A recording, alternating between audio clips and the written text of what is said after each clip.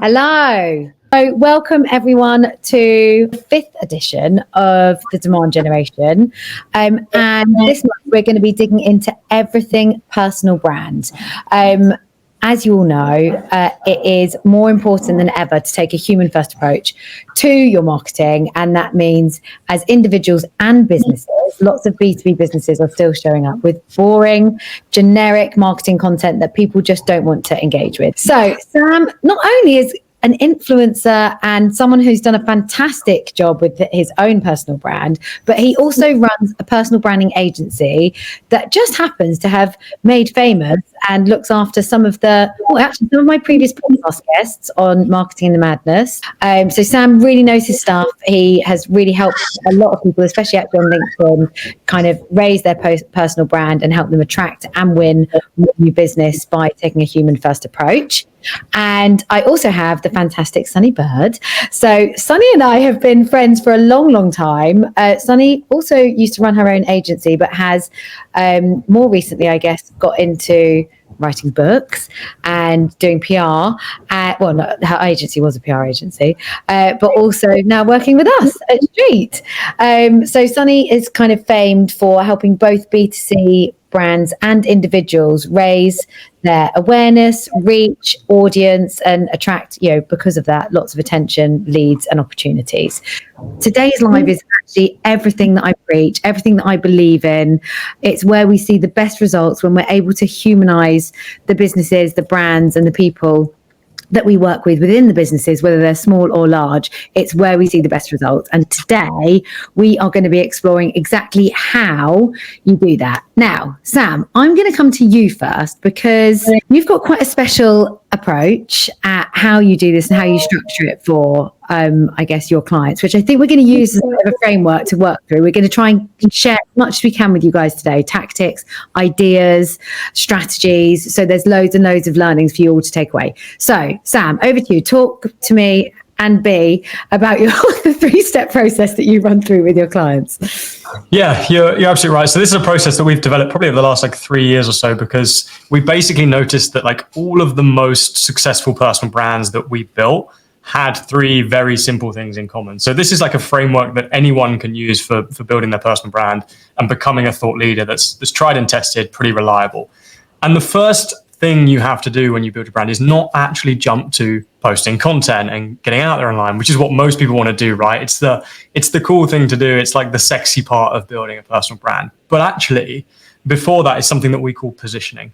And positioning is really, really important to make sure you're actually building the right kind of reputation.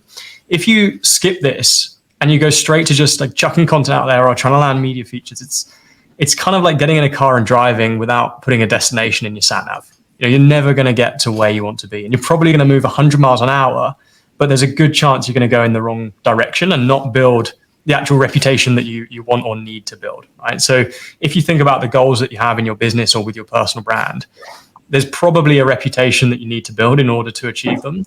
Positioning really is about defining that and understanding the kinds of things that you need to be seen as an expert in, the kinds of things you want to be known for, etc. So that positioning piece is really, really important. Actually, something that a lot of people, I think, miss and forget, or either they don't know how to do it or they can't be asked to do it. And actually, we ran a survey recently, and we surveyed nearly 1,000 people. 76% of them said they feel overlooked despite having a lot of value to offer, which suggests to me that a large proportion, over 3/4 of people, despite probably being very good at what they do, don't actually have the reputation that they deserve online because they're not positioning themselves in the right way. They're not making it clear to their audience why they're credible, what their value proposition is, etc. So that positioning piece is the first piece, really, really important. And then, of course, it's the fun stuff, publishing content, getting out there, posting on social media, landing PR features in the media, which is a really, really good way to build trust with your audience at scale, get in front of lots of the right people.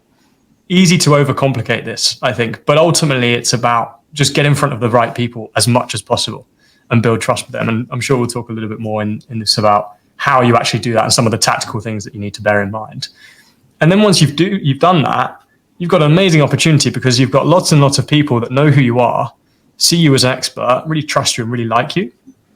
And with that, what you want to do is the final thing, which is conversion, actually convert it into opportunities. I don't know about you guys. I'm not doing this whole business thing for the clout and the likes and just to get fame, right? I actually want to build quite a successful business. I think probably most people on this maybe want clients who want to make some money. That's why conversion is so important. If it's not clients, it might be landing speaking engagements. It might simply be like building a newsletter or getting podcast listeners. Those can all be sources of conversion, but it's really important for making sure, you know, you don't have 100,000 followers, but an empty bank account. And you know what? I see that a lot. It's actually quite ironic because I've got quite a niche following on LinkedIn, but I get pretty much all my leads. My audience, it's smaller than a lot of influencers out there. I wouldn't say that I'm an influencer. But essentially, I have met a lot of people that are posting a lot of on social and have got fantastic following, but they don't know why they're posting, or they don't, you know, there's no point. They haven't really understood what they want from posting and what their audience needs from the posts that they're putting out. So therefore, it doesn't really deliver them any value. So, you know, we often look at people and go, oh, they've got so many followers. But actually, it doesn't do anything for them. It's kind of pointless. It's the ones that have actually sometimes, I think, in today's world, that have got, you know, micro influencers that have got a niche audience, but people that trust and listen to them and engage with their content because it's useful. So I think that's kind of where I'd like to start, Sam and Sunny, is how do you, and we've all got slightly different approaches to this, but I think, you know, coming at it with the same lens. I think that for me, there's kind of two things in that upfront piece. One is understanding what value you provide to your audience and what you want to talk about and what you want to be known for. And then secondary, what you've got to map this against and says what your audience actually want and need right now. If those two things don't map together, the whole effing thing falls flat on its face. You've got to understand the value you provide and the value that your prospects and audience needs before you do anything. Because if you can't marry what you do and how you help people with something the market actually needs right now, your prospects need right now, then the whole thing falls flat on its face. So I would love to explore, Sunny, I know you've been doing a little bit of this week, so maybe we come to you first and then Sam, like how you, and also Sunny with your past, you know, PR hat on, how you go about defining that value proposition. It's really having a look at where there are gaps in the market where you stand out. So, you know, when you define the proposition, it's very clearly what you're offering against your competitors. Two, what your customers are really looking for, customers, prospects, target audience, whatever you like to call them, what their needs are and what their challenges are. And then it's almost like putting that all together into a package, and you can look at the summary of that and create your own value proposition. But I don't think it's always about what your customers' needs are. It's also what your customers are interested in hearing or being a part of. Sometimes it's creating that community so they're a part of that journey. And I think that's key when it comes to, especially if you're going to profile yourself, it's not just about your business. It's about why would your prospects or customers want to hear what you're saying? Like, they understand what you offer as a business. Why would they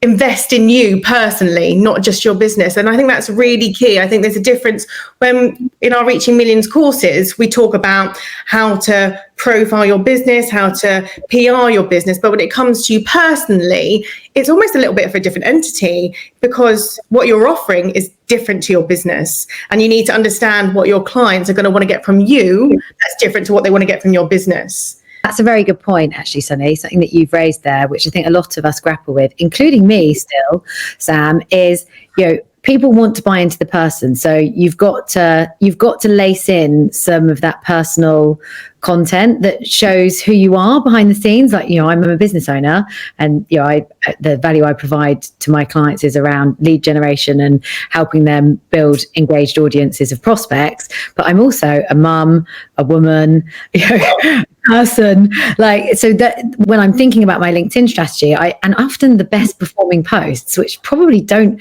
provide that much value, are the kind of posts that where people can connect with me. So I'd love to hear from you. Yeah, of course, how you define the value proposition, but also how you craft a strategy that pulls in all of those different things, because there's quite a bit to think about. Yeah, 100%. There's when we build this out with clients, there's three things that we always look at. The first is that value proposition. I think every business owner should have a personal value proposition. We call it a mission sometimes, but it's basically a value proposition for your personal brand, just like probably everyone's built one for their business.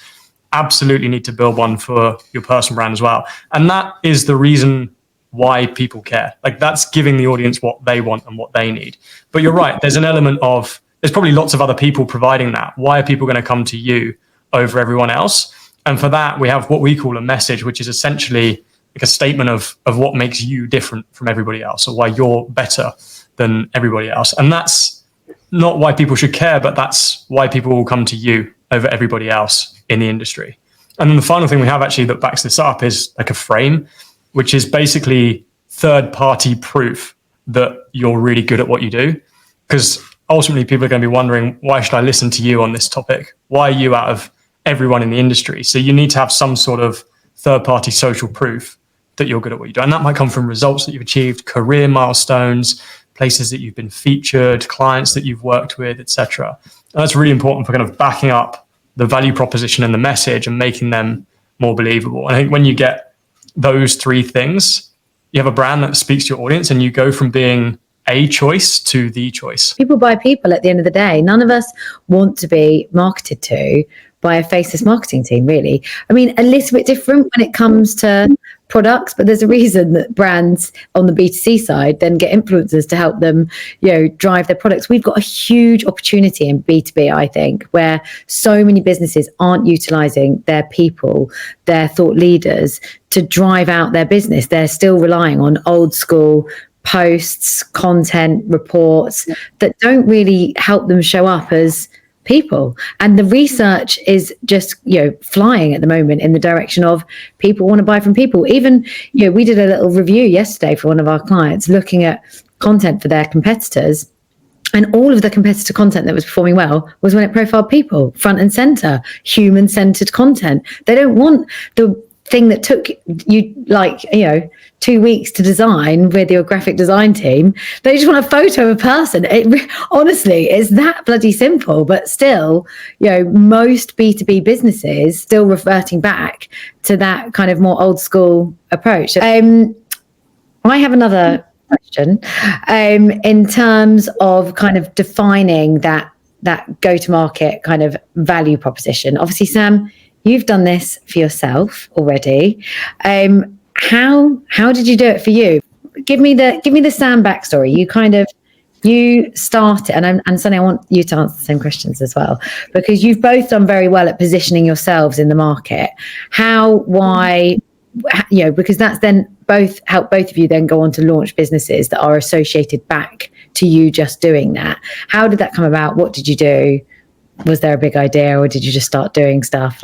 Give me the down low. Yeah, mine was quite natural, to be fair, because I guess my interest and work in personal branding came out of not having a personal brand. I was a young student trying to get freelance marketing projects. Depending on who I speak to, I either tell them I was trying to boost my career prospects or I wanted extra beer money for uni. I change the story depending on where I am. So I was reaching out to loads of business owners around Birmingham when I was at uni, and I was constantly met with the same response, which was like, who the hell are you? You're just this 19-year-old kid. Who are you to teach me about marketing? And fair enough, right? I was a 19-year-old kid, but I probably knew more about marketing than them. So I resorted to the most businessy place I knew, which was LinkedIn. And I started posting the things that I was learning, the things that I knew, to prove that I did actually have at least a little bit of expertise. I wasn't claiming to be the world's top marketing expert at 19 years old, of course not, but I knew a little bit. So I started posting, and actually what happened after I started posting content was more people would reach out to me rather than me reaching out to them and getting ignored. They were literally coming to me saying, can you help me with this? Which is really interesting. And over time, people started asking for help with their own LinkedIn profiles. And that's really how I got into the world of personal branding. I found clearly I had a bit of a knack for it.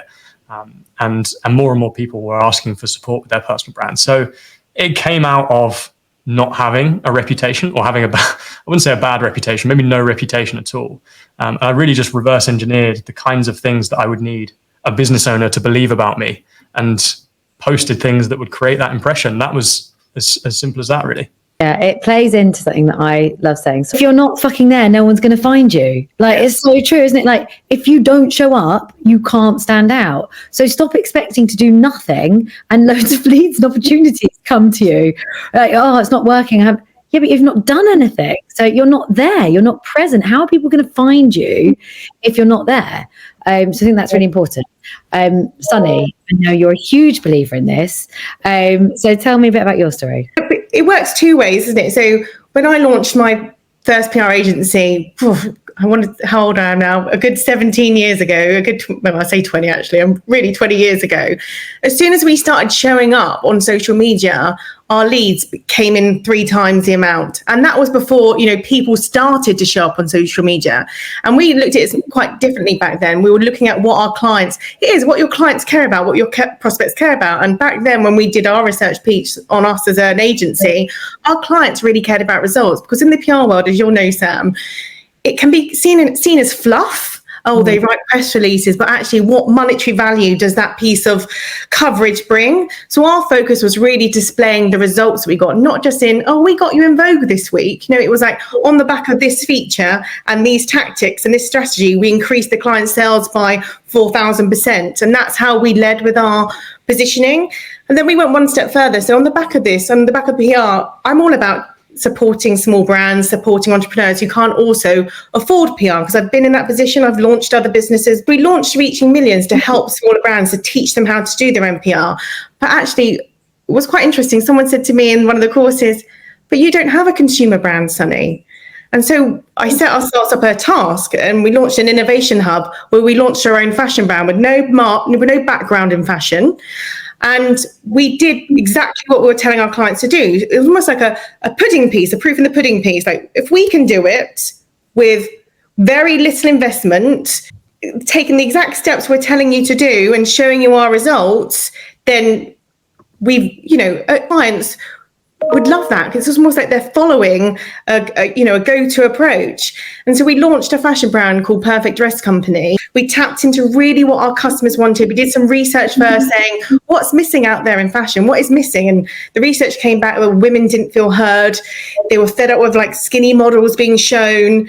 Lots of research, but we relied on the research, and we launched a brand. And our brand was all about dresses that flattered and fit, even if you went up or down a few sizes. But every step of the way of launching this brand, I personally showed up to our audience. And I had much what you're saying, Katie. I didn't have a huge following on my social media. On my LinkedIn account, I think at the time I had 3,000. It's probably now up to 8,000 followers. But we talked every step of the journey from the development stage. We got them involved. We talked about what they cared about. We knew that they cared about the sizing and how sizing was so important to them, and how in different shops sizing is different. So we talked about that, and we just kept on showing up. And that's something we talk about, Katie, being consistent, but telling your journey, being authentic. And by the time we launched we had pre-sales 6 months within the business, we turned over 500,000. And that's just based on, that business took around about 12 months to launch, with the research that we did all the way through. And that just shows like the consistency, showing up, being authentic, understanding what your customers really want, what they care about is the key thing. You mentioned care, Sam, earlier, that care piece.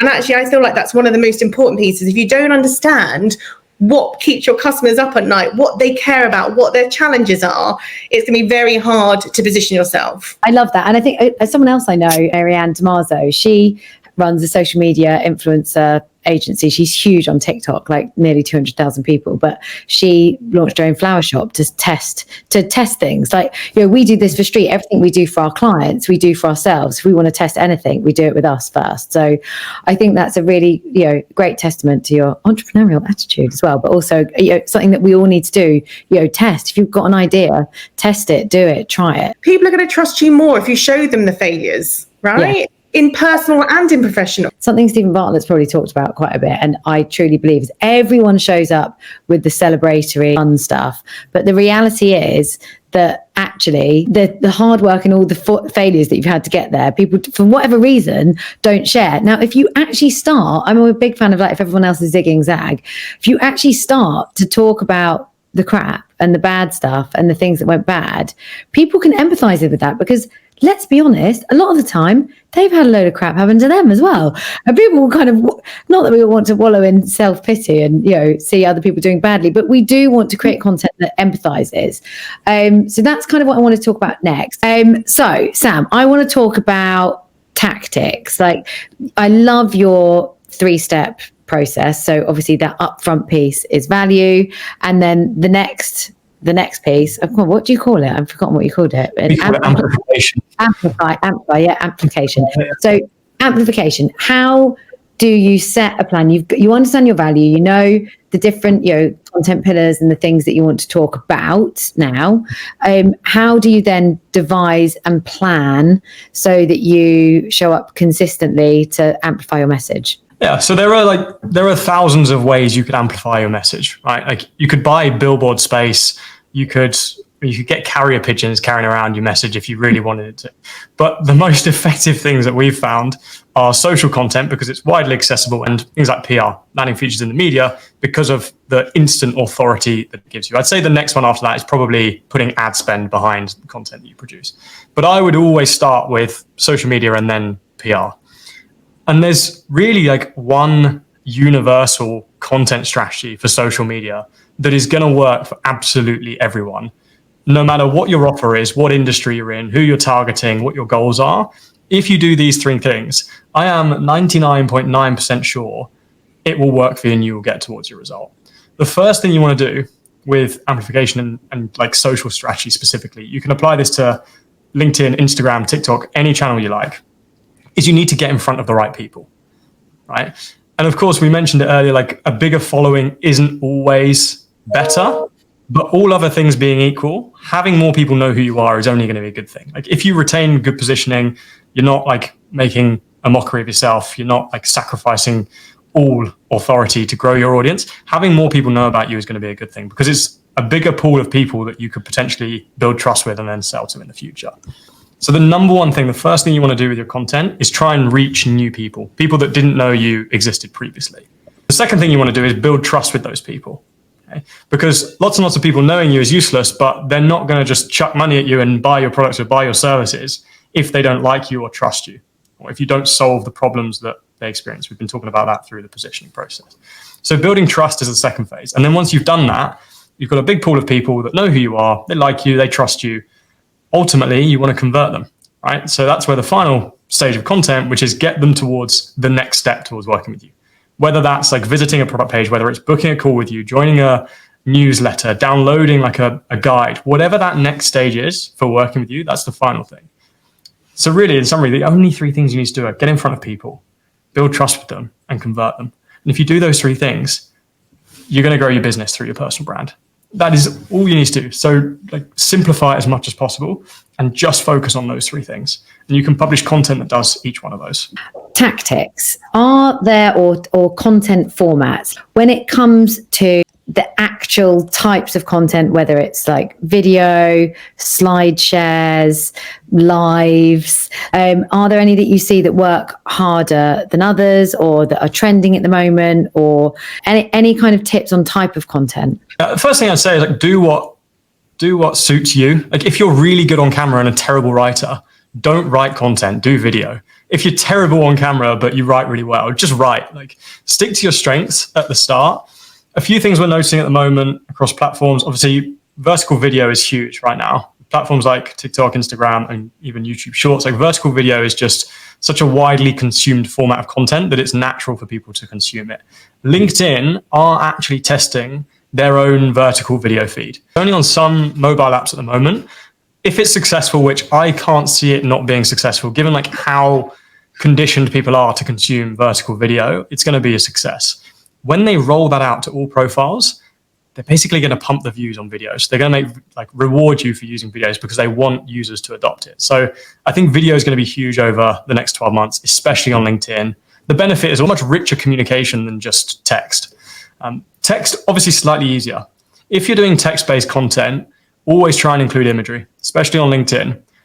Next time you're scrolling your feed, just look at the screen space that's taken up from a text-only post versus a text and image, whether that's like a graphic, whether it's a photo, whether it's a carousel. including some form of image, is going to take up loads more screen space. And it's basically more like screen real estate that you can use to capture people's attention and get them to consume it.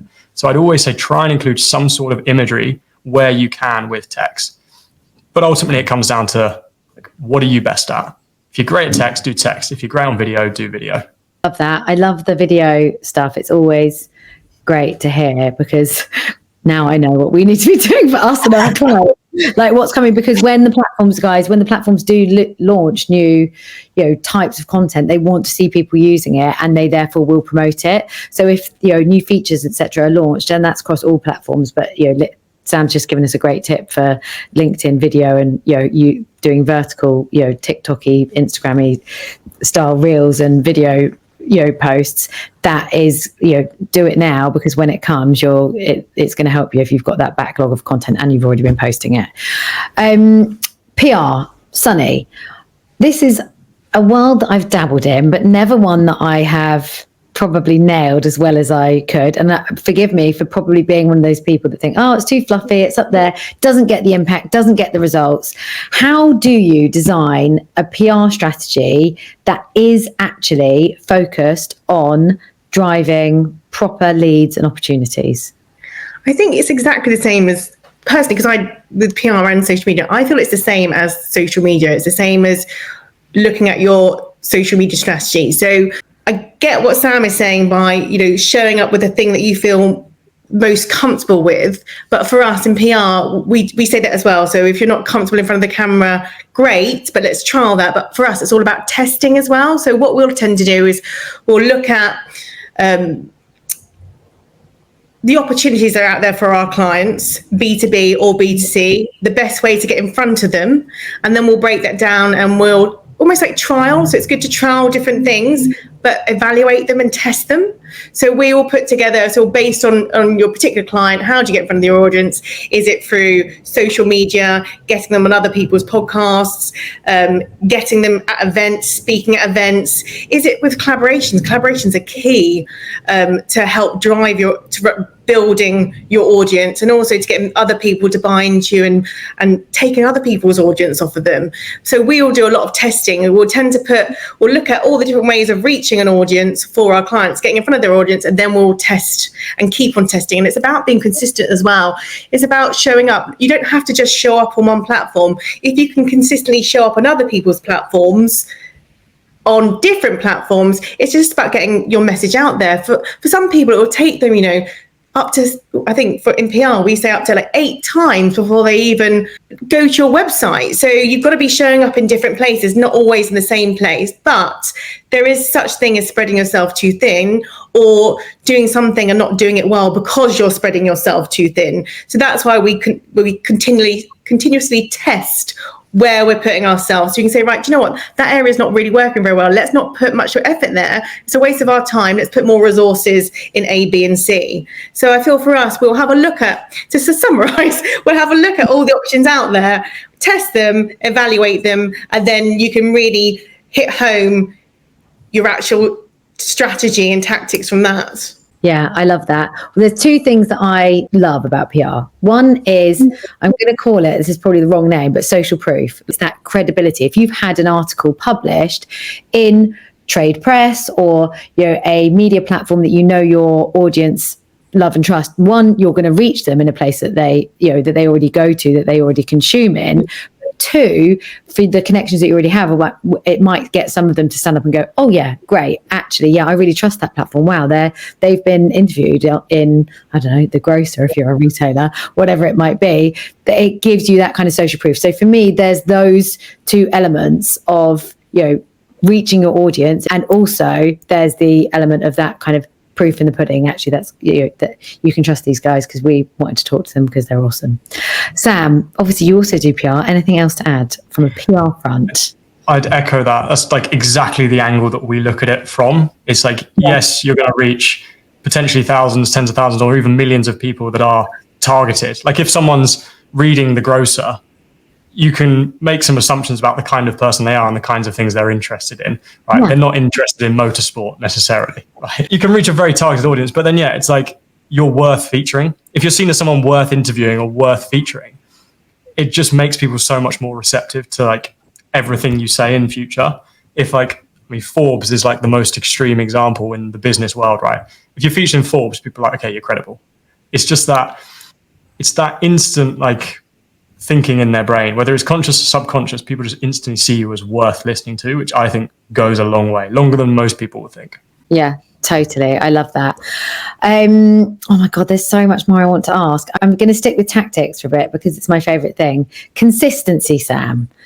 Consistency is, I think, the most important things. And I've seen a real step change, like even from posting 3 times a week to now trying to post every single day personally. How consistent do you have to be? Are there different times that, like, I'm going to keep this about LinkedIn, because I think if we talked about every platform, we'd be here all day. But when it comes to LinkedIn, what any kind of cadence, recommendations, timing recommendations for where to post? What does Sam the expert say? Yeah, I'd say like there's no universal rule. A general rule of thumb is 3 to 5 times a week is like a good guide for most people. I wouldn't go any less than 2. Like if you're doing once a month, it's not going to have a huge impact. I would always try and do probably at least 2 posts per week. We typically advise all of our clients somewhere between 3 and 5 posts per week, depending on their goals. If you're looking for leads and you're a bit more lead gen focused, I would up it to 5 a week, because it's just more touch points, more opportunities working for you in the background, basically acting like a salesperson for you. So you just want to increase the number of posts you put out as much as possible. For some people, like 3, 4 is fine.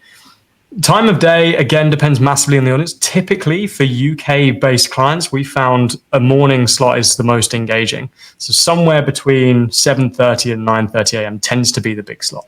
I guess the thinking is people are scrolling their phones on the way to work, scrolling the feed, or they're just sitting down at the desk and having a quick scroll through LinkedIn. So that typically is the highest performing time period. But that's just from our experience. If you're going after an audience that maybe aren't based in the UK, you're going after a US audience, for example, you probably want to post slightly later in the day because 7 a.m. UK time, hopefully most US people, apart from the ones with obscene morning routines, are probably asleep. So you got to think about like who you're targeting, where in the world they are. Generally, I'd say for most people, that morning slot, 7:30 to 9:30 a.m., 3 to 5 times a week is like a good rule of thumb for posting. And make it a priority. You'll have time to be consistent. You just need to make it a priority. Yeah, everyone's like, I'm too busy. No, you're not too busy. It's just not a priority. That's the truth. Let's be honest. It's just not a priority. And it absolutely should be. I think those that make it a priority now are the businesses and the people that are going to win. This doesn't just help your business attract and win new clients. This is hugely important for you and your career, I think. I've always been highly present on social media. Slightly different tone of voice maybe on Instagram to LinkedIn, but probably not that different. But I've always made it a priority because I know the importance of my network, and I think that's becoming ever more important. People do not, this is something that I talk about a lot, so apologies for anyone who listens to me who's really bored of me saying this, but people don't even go to Google anymore to search for products, services that they need in their personal or professional life. They go to their social networks. My daughter plans our holidays on TikTok. If I want to buy something, I buy on Instagram. I don't, sometimes in platform, I'm not even really going on to the websites anymore. So if your business isn't showing up in a human way on LinkedIn, someone else will be, and your audience and your prospects will be listening to them. And that, I think, is just going to become ever more present. People go to their network on LinkedIn. We do this kind of research all the time. They go to LinkedIn, to their network, or when it comes to B2B, if you're a CTO, CMO, head of digital, you're going to go to your friends, to your network, to the people, to get them to give you recommendations, which will often be on the amount of times I get looped in on stuff on LinkedIn. Oh, you should speak to Katie, or my clients even introduce me to other potential clients on LinkedIn. That's dialed up now by people just seeing me and seeing my content, and therefore understanding what I do, introducing me to other people because I'm present. If I'm not there, not going to get recommended. So think about I like to kind of frame it up as your go-to network strategy, not just your partners, and because that's a whole other piece, but social media is your network. It's where we all go to search for things now. So don't forget it. Don't spend loads of money on PPC campaigns on Google anymore, because I don't think sorry guys for those running PPC Google. I'm not saying it's totally dead, but I promise you, if you do this stuff right, there will be a lot more value that you can pull back to your business. So we found these recently, right? We did this survey like over the last few months. So this is like hot off the press. We've not even announced this. So love it. The stats on this are absolutely crazy. So our research found that 98.2% of people say expertise of senior leadership team influences their decision to purchase from a service provider. 26.5 of those said it's moderately influential. 28.3 said extremely influential, and 38.9 said very influential, which is just nuts. Like, the amount people are considering your expertise, which you can show on LinkedIn, is crazy. The other one is that 76%, so pretty much 3/4 of people, are moderately or strongly influenced by senior leadership team personal branding when comparing competitors. So if you're in like a pitch battle against a competitor, let's say for argument's sake, your pitches are like on par, they're exactly the same, but your team are publishing content on LinkedIn every day, that client is going to be seeing that content and they're way more likely to choose you because you're publishing it. The stats on this are just ridiculous. We've never found any stats that show this doesn't positively impact your business. It's crazy. Yeah, it's such a good point, actually, like, that people forget. Yes, not only does it attract and ensures that you have more leads and you've got more opportunities to go for, it actually makes your opportunities much easier to convert. But that you're talking to when you're in that pitch proposal scenario already feel like they know you because they're connected with you. They've been engaging with your content. You're 3-4 steps ahead of the people that aren't doing that. So why would you not do it? I'm not saying it's laziness, but I think lots of people are scared or they think it's too much effort and they just don't do it. So yeah, if you're not doing it, you need to take today away and start doing it. I think people also want to buy into your team as well, Katie, so you can't just have like the business being out there and having lots of social media, clips about the business. At the end of the day, that, if a company's going to come and work with you, they need to understand that your team are also experts too. So that's why it's so important for your leadership team, your team who are working with the clients, to also be putting themselves out there on social media. Yeah, 100%. Share your client stories, interview your clients. Like, there's so much that you can share taking this person first approach that will be extremely valuable. One question I have, Sam, which is kind of linked to that. So Sam recommended that we post between 3 and 5 times a week if you really want to generate leads and you're not just doing it for fun, which is, I hope most of you are listening. If you're doing this for lead gen, 3 to 5 times a week, ideally first thing in the morning. I totally concur with that, Sam. 7:30 and 9:30. We have seen, sometimes posts. I have tried recently doing posts on a Sunday night, and I do think it's sometimes interesting to trial different times of day, because different people might be engaging, let's say not just different countries, but different people might be engaging at different times. So, do maybe one day a post at 7:30, then the next day do one at 9, then the next day do one at, a different time in that 7:30 to 9:30 gap, and then maybe do one in an evening, or just test it. I think that for me. Sam, your view on posting on weekends in LinkedIn, I'd like to know. Previously saw a big difference, like a year or two ago, weekends were like dead, like no one was on LinkedIn. But now actually the engagement and views are pretty similar across the two. And I actually think competition on weekends is far lower. There's far fewer people posting. The caveat I think is I don't think people are necessarily in a buying mindset on the weekend. So I would never publish like a case study or a really in-depth post on the weekend. I would probably keep it slightly lighter and focus that weekend content on the stuff that grows your audience. It's a little bit more like lighthearted, easy to engage with, a bit more fun. So yeah, we've seen great performance. I just wouldn't do your most in-depth content or your case studies or anything like that on Saturday or Sunday. I think weekends also work really well when you're pitching to national newspapers, because there's less competition out there. You haven't got as many PRs working over the weekend.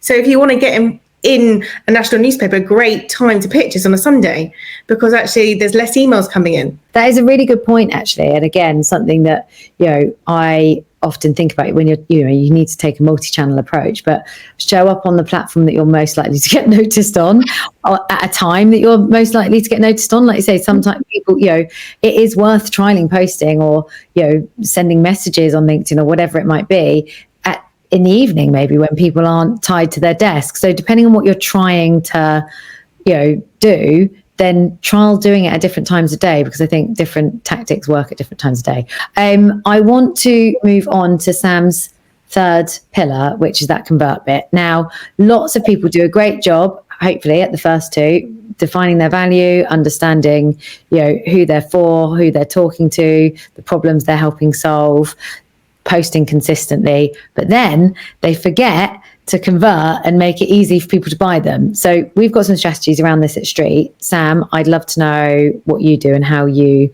help plan for conversions. Yeah, so our thinking around this, right, is probably north of 90% of people that are consuming your content on LinkedIn aren't ready to buy from you right now. Some will, right? And these people, they'll reach out to you. That's an inbound lead, right? They'll reach out to you on LinkedIn.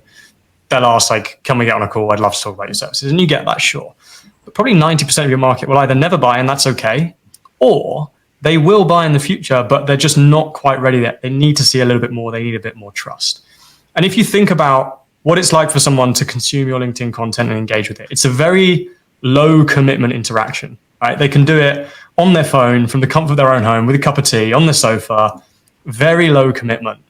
Investing 3, 4, 5, maybe 6 figures in working with you, very high commitment. So there's this massive commitment gap between the two, and not everyone is ready to make that jump straight away. So what we've got to do with conversion is provide kind of stepping stones, I guess, that gradually increase the amount of commitment people are willing to make, and to the point where they are ready to make that full investment with you. That's pretty much what we're looking to do with conversion. And there are loads of great ways to do this.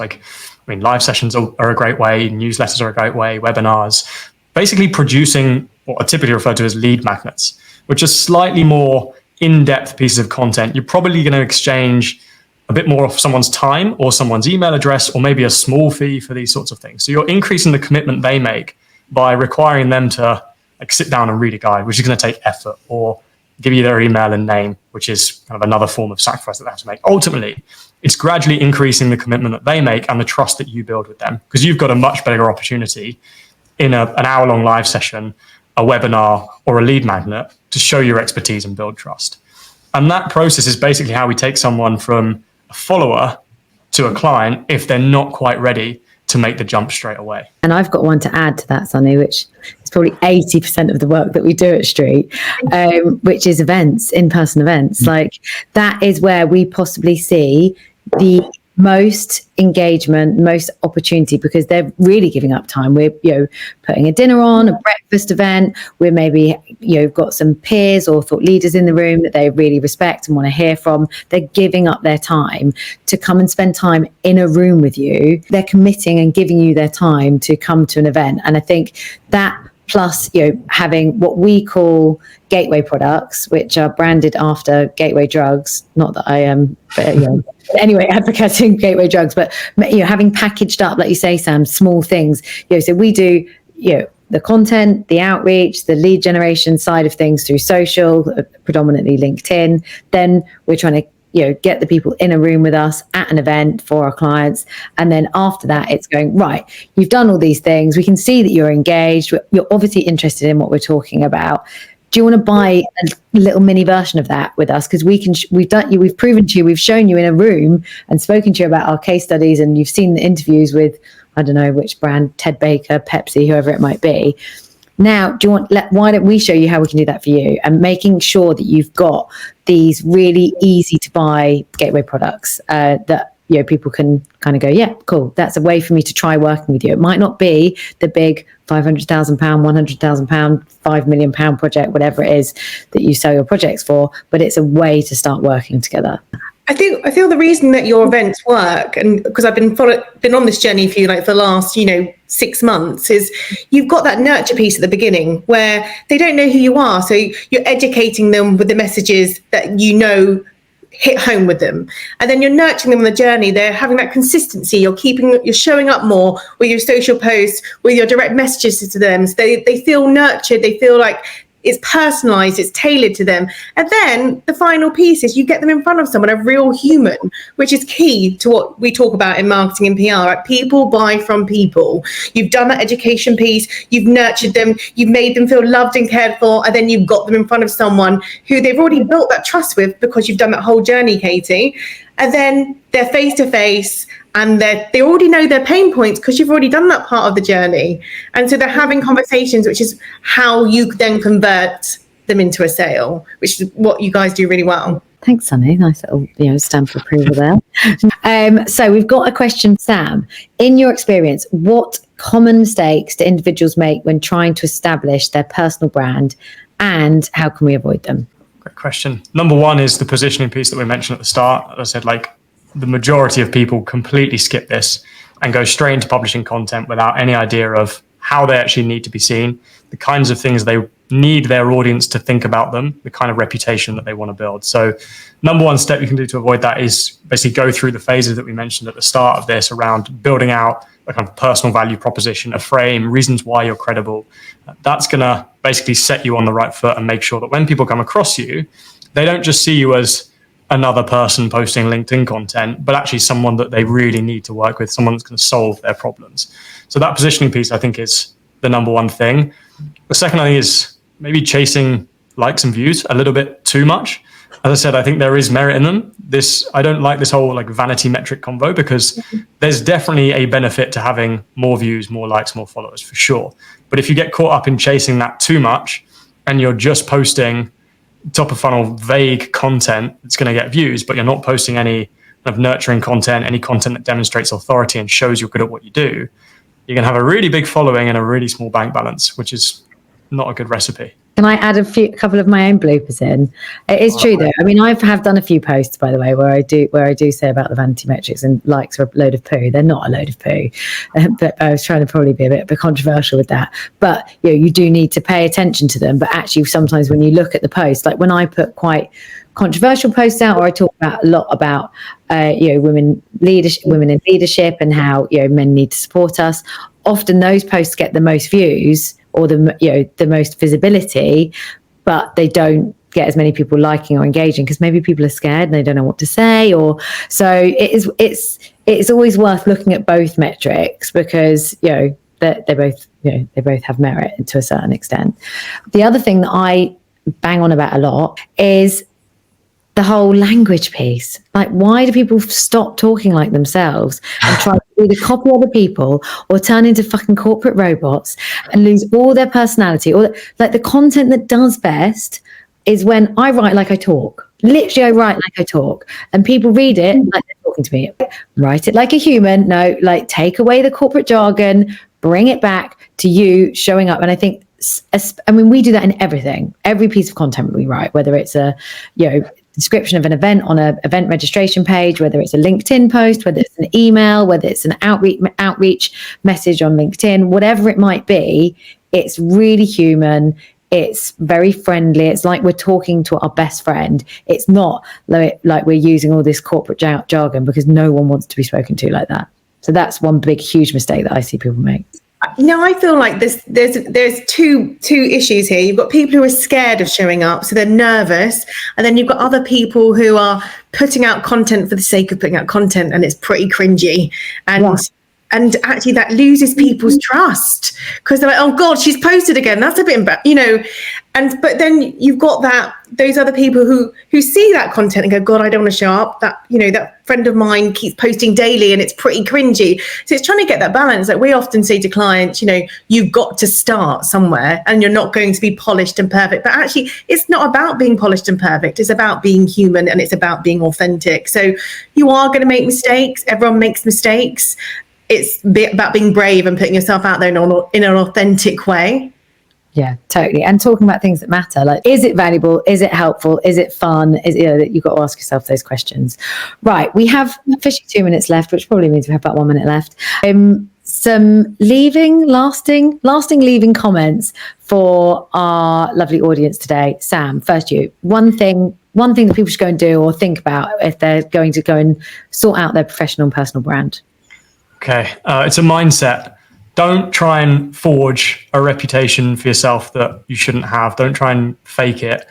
Just focus on framing the skills, experience, expertise, and value that you do have in the best way possible. That is what building a personal brand is. So frame things, don't forge them. Love it. Well done, Sam. Sunny? I would say think about just being authentically you, being authentic, and don't show up talking about how amazing you are. Really think about your language using the problem that you solve, the problem that you help solve, the problem that you're solving for your clients and your customers when you're talking. I think that's key. So it's not about boasting about, you know, how many awards you've won or to try and build up your own personal profile and brand. I feel like it's just being authentically you and showing how what you do in the business you work for, how it helps people. Love that. I'm going to add my own one in as well. For me, it kind of maps into exactly what you've said, Sunny, is focus more on how you can help people. If you're starting this journey, and Serbi, hopefully this starts to answer the question, which I see you've just put in as well. If you're starting out on this journey, really focus the majority, and I would almost go to like 60-70% of your content being helpful, insightful content that is talking to the needs of your audience. The case studies, prove it pieces, and the, you know, how people can work with you and how they can buy you can come later.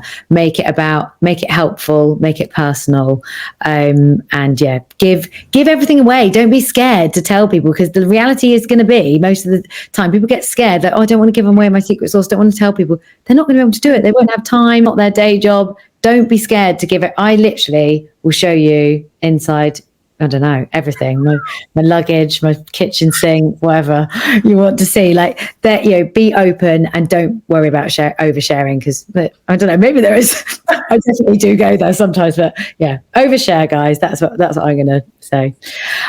Sam, Sunny, thank you so much for joining. Thank you to everyone who has joined us live today. Will be posted, so yeah, please feel free to message me, but this will be posted. It will be available on the Street Agency page pretty much as soon as we end this, I believe.